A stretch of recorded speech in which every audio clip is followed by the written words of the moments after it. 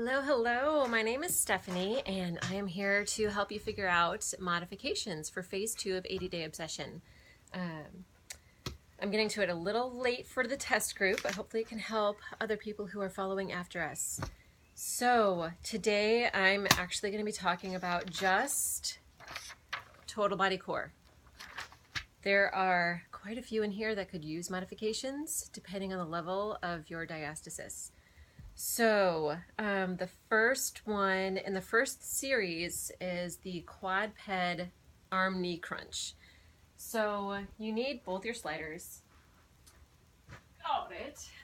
And yeah, so basically the modification for the quadped knee sliders is to not lift your other knee when you come up, because that puts a lot of pressure on the abs and forces them to go through basically the only outlet they have, which is your gap.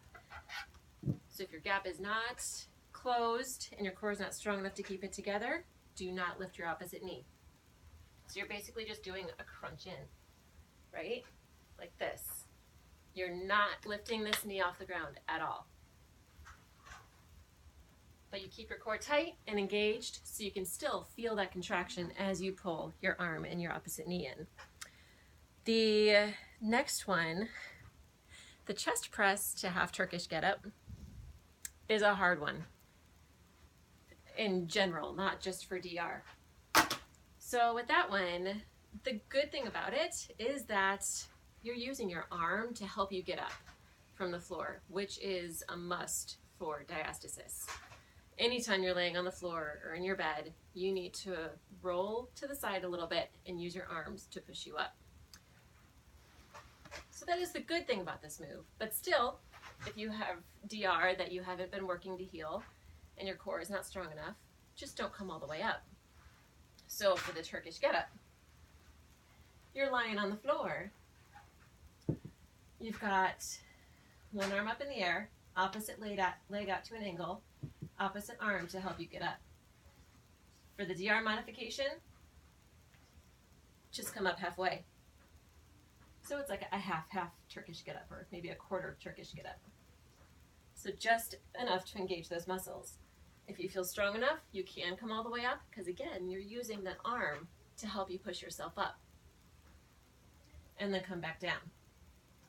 So again, lift up, have that arm help you. Or if your belly starts to dome and you can see it, I recommend you can do the workout with just your sports bra so you can actually see what your belly is doing. If your belly starts to dome, just come here. This is enough. It contracts the muscles. They're engaged. They're working. But again, depending on your level of diastasis, you can come up a quarter of the way or you can come up half. It's all up to you and your body. Spider-Man push-ups. I just always do them on my knees. You do need to modify for diastasis because again, it's that putting pressure on the belly wall as you're in a tabletop position or a prone position. So for me, I just always stay on my knee and back and forth.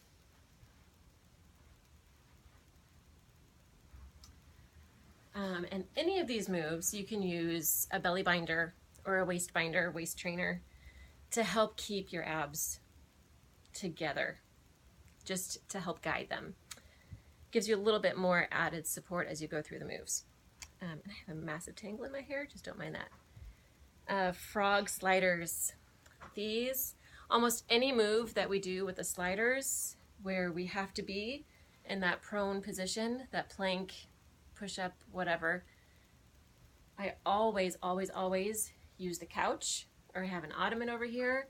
You can use a chair, but I never do them on the floor because that's just asking for your belly to dome and all that pressure to come out front. So for the frogs, I actually start with my feet in and then I pull out. You see my muscles are still contracted and come in. So you're still getting that frog motion, it's just in reverse. And you're still getting those contraction in the muscles. Next, the lat pullover with leg raise. So with that one, I'm just going to use one weight just for the demonstration. For the lat pullover with leg raise, don't have enough room. You are going to use one leg. So you're just going to have one leg, pull back, and up to meet it. And then you can alternate legs, or you can do all one leg at the same time. Whatever you want to do, it's still going to work. But you're taking that double lift out.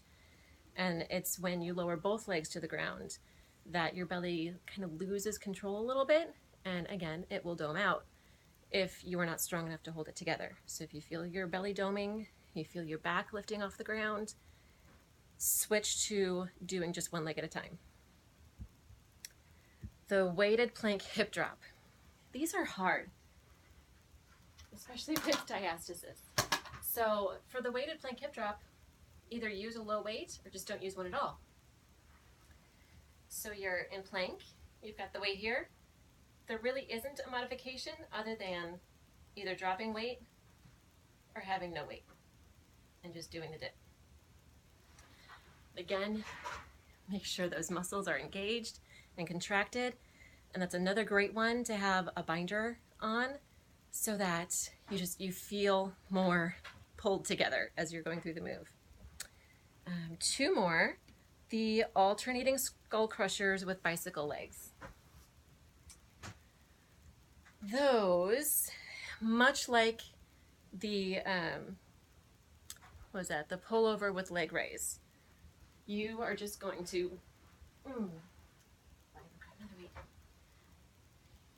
again, you're going to do it one arm at a time, or one leg at a time, and you just don't go, if you stay high with your leg, that's fine. I mean, I believe Autumn even said in today's, which is, today was the last day of phase 2 for total body core. It doesn't matter how low your legs go, because actually the lower they go, the less it works your core. Like there is a certain point in the fulcrum where your core isn't doing the job anymore. So you just need to find that point on you and figure it out. And really that point is where your lower back starts to lift off the ground. So wherever you feel that happening is where you stop. And that is your range of motion for the move. And wherever that is, I mean, whether it's up here or whether it's down here, I mean, that's your range of motion. So you go and you do you. Whatever works for your body. You will still feel, if you pull the weights down and you just feel on your abs, you still feel it working. Now, the French twist. This is the hardest one for DR on total body core for phase 2. And honestly, I took it out today. I tried a few different things throughout. Say hi. I took out a few different things throughout phase 2. I tried a few different things. The one that I did today is the one I like the most. And that is, I need to show them more. You want to do it with me? No. Okay. Oh, standing on my legs. And that is just an alternating, lying, toe touch. Oh, here we go. Okay, now I can do better. Toe touch, alternate. You see, you're still getting that twisting movement. You're still incorporating the obliques. But it's a lot easier on the abdomen. Whoa! That was scary.